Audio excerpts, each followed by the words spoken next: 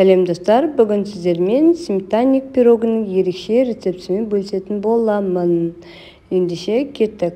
Алдымен ыдысымызға ұнымызды, разрыхителімізді қосқышымызды, яғни одан кейін ванилинді қоссаңыздар болады, өз қалауларыңыз бойынша. Үстіне сары майымызды салып, жақсылап, онымен араластырып аласыздар.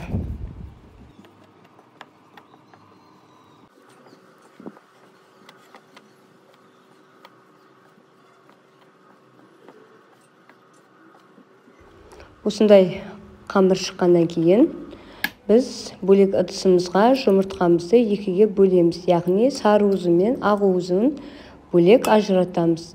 Сары уыздың үстіне шекерімізді және 2 ас қасық суымызды қосып, жақсылап біркелкі масса болғанша араластырасыздар.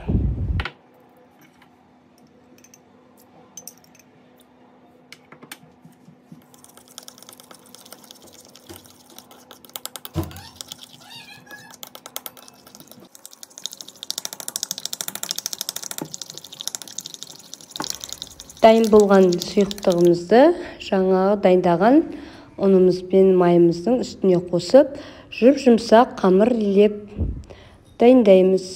Дайын болған қамырымызды пакетке салып, холодильникке жарты сағатқа қойып алуларыңызға болады.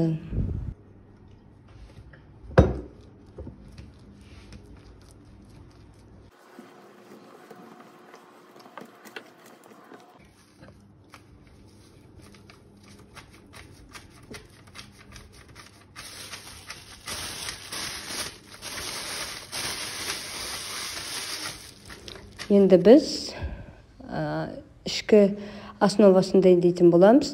Ол үшін жаңа бөлінген ақ уызымыздың үстіне 3 бөлікке бөліп шекерімізді саламыз.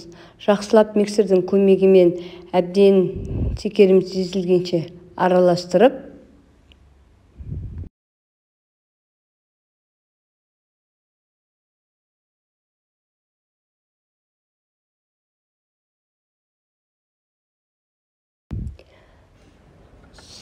сметанамыздың, яғни қаймақтың үстіне қосамыз да 1,5 ас қасық ұн қоссаңыздар болады. Өз қалауларыңыз бойынша жақсылап жұмсақ масса шығады. Шуын асты үстіне қарай лопатканың көмегімен араластырып аласыздар.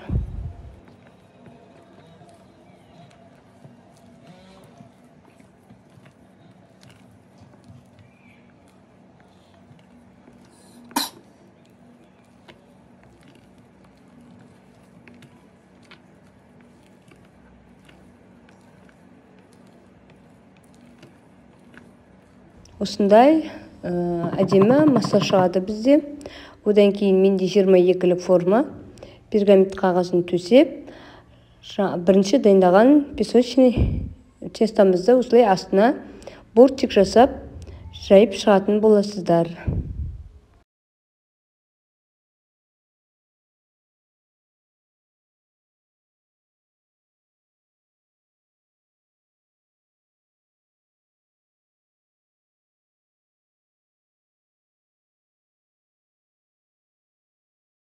Мен осылай бокалдың көмегімен бір тегіс шығу үшін астын үстіп жасап аламын. Одан кейін вилканың көмегімен тестамызды арасын тесіп алыңыздар.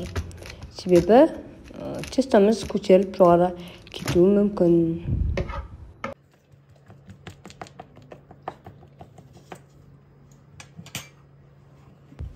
Дайын болған сұйық массамызды песочный тестаның үстіне слай құйып 180 градуста 40-45 минутта пісіріп алатын боласыздар.